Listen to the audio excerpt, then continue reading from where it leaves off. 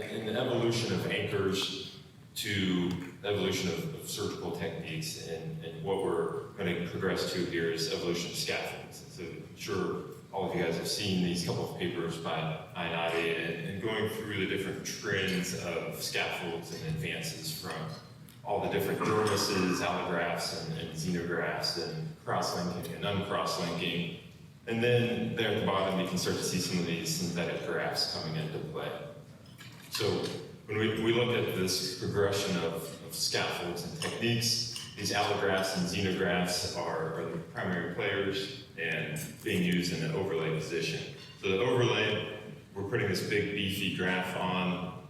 It's going to increase the strength of repair at the time of surgery, and it's going to help avoid suture pull-out over time. But what we're seeing over time is that it's not really impacting this bone and tendon healing. So if we look at augmenting the thickness of tendons, we're not truly impacting how that tendon is reattaching back into the bone. And we can see this evolution progressing now. This paper just came out from Colorado State looking at this interpositional resorbable graft. And there's a schematic here. You can see a little tongue flap coming out from the anchor. This graft is resorbable and placed in this inlay position. And so this is the sort of the progression or the future of scaffolds.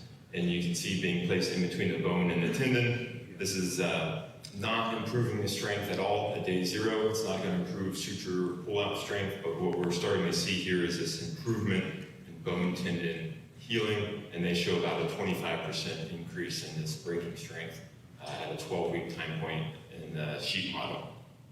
So the question is, if we look at all these different evolutions from surgical techniques, anchors, suture techniques, are we improving outcomes? Are we improving healing? And we see all these papers with publishing failure rates from 10% to 90%. And so there's room for improvement. So what we've done with rhodium is our interpositional resorbable graft. So this is sort of anchor friendly. It's a Switzerland of grafts, so it's compatible with all of the sutures and anchor types out there. And it's being used in an inlay position, so on top of the bone, underneath the tendon. And there's really no special equipment or tools required to do this. If we zoom in and look at the structure of our scaffold compared to native tendon, you can see that your body is comprised of this native extracellular matrix, typically fibrous collagens, and our scaffold here on the left is mimicking that same structure from a morphology standpoint, but we're using synthetic polymers, the same things that are used in resorbable sutures.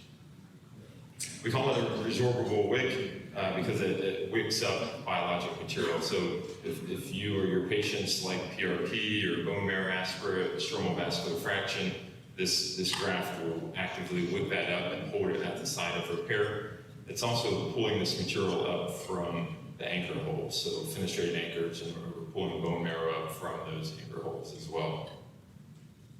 So here's Dr. Mile and some residents putting this in. This is an example. There's 100 ways to put this in, but they're passing a suture needle through there and passing the fiber tapes. Zoom in there, and you can see this up closer. You can use it with one anchor or two anchors. You can skew it a little medially or laterally to help cover the footprint. So once you pass those fiber tapes through, we're going to shuttle it down through the cannula.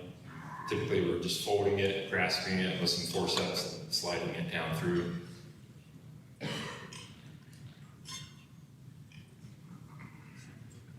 And then you can see it coming down here on your repair site. And we're simply going to lay it open and then repair as normal.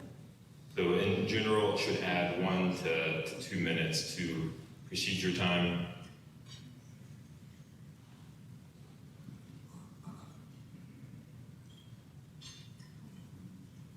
So when we look at the design and the function of this graft, the first thing we like to do is just look at simple in vitro experiments. So when we look at synovial stem cells and chondrocyte adhesion, we're going to compare this to a collagen scaffold like Regeniten.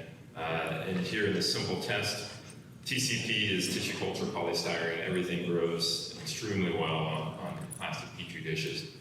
But when we look at the collagen graft, the regenitin, and our rhodium graft, you can see we're almost doubling the proliferation rate of these synovial stem cells and chondrocytes on this graft.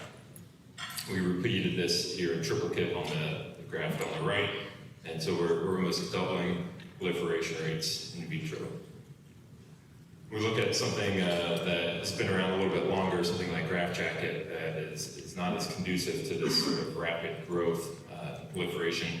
Do the same thing, we cut the scaffolds up, put them into polystyrene culture dishes, and look at proliferation. In this case, we're using primary human mesenchymal stem cells, tenocytes, and osteoblasts. And here we're typically tripling the proliferation rate of these cells. So in these simple, well-controlled, well-defined experiments, we're dramatically improving cell attachment and cell proliferation. So now, what does that mean in vivo? So working with Dr. Romeo and the Colorado State team out there, we implemented this acute rotator cuff study, the same study that was just recently published, and our data will be published here shortly. But this is the outcome at 12 weeks. So when we look at the 6-week time point, we saw a 33% increase in breaking strength, and by 12 weeks, we were up at 75% increase. So this is ultimate failure. We're pulling the shoulder apart, looking at that ultimate failure. When we look at the control group, and this is just the swivel lock anchors and the speed bridge fashion without the rhodium scaffold, you can see these huge error bars, and this is not a mistake. This is with 40 sheep total in this group, and what you can see is that some of these animals healed at almost an uninjured level, and some of them healed at like a 20 Newton breaking strength level, so extremely weak, and you can see these huge error bands, and I think that's representing what we see in these publications when we see 10 to 90% failure rates on some of our patients. These sheep walk out of the OR, and I think that's something that we don't appreciate, that these sheep have no physical therapy regime. They walk out and they're immediately in the pasture. So anything we can do to help improve the consistency of repair in sheep or ultimately in our patients has very dramatic effects. So if you look at our error bars and the tightness of that. So when we zoom in and then look at the histology, this image on the left shows a typical bone and then the tendon coming back down on top of that. This is with anchors only. The image on the right shows this purple and black band in between the bone and the tendon, and these are what we call Sharpie fibers. This is the native attachment of that tendon back into the bone.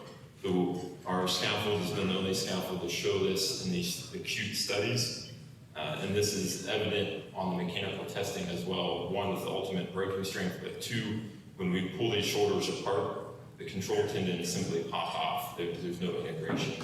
And when we pull our shoulders apart, it's like Velcro. You can feel and hear tendons tearing these Sharpie fibers back out of the bone.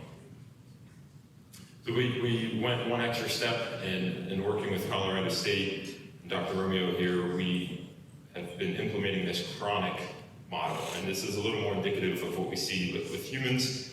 We injure these sheep, let that wound progress for 6 weeks, and then we go in and do the repair. So instead of an acute cut on the infraspinatus, now we're going to do 2 types of damage here. And so one is abbreviated CF. This is a coned fenestration. Another one is abbreviated ST, sharp transection. So we're cutting 50% of the footprint, letting that fester for 6 weeks and then repairing. In this case, these models are much tougher than the acute repair where you have fresh, healthy bone and tendon being joined back together. This is now 6 weeks of chronicity going in here, and now compared to the anchor only for the cone fenestration, we've nearly doubled the repair strength on this test. And when we look at the sharp transection, now we're almost at 600% improvement over that. So really dramatic on these much harsher models that don't typically heal without some sort of scaffold to help spur that regeneration process.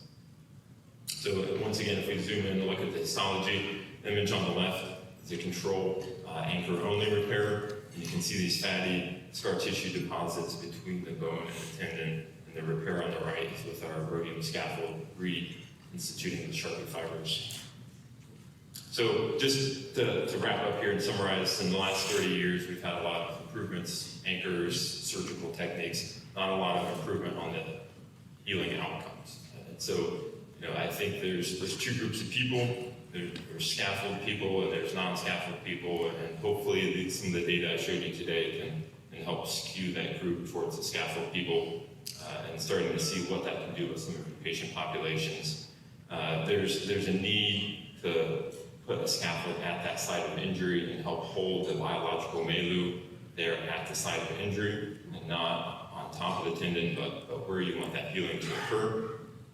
And a lot of scaffolds have some extreme costs that might put them out of place for surgery centers. And so cost is a very sensitive subject. And so happy to talk more about scaffolds and materials and costs out at our booth. And so with that, thank you, and appreciate your time.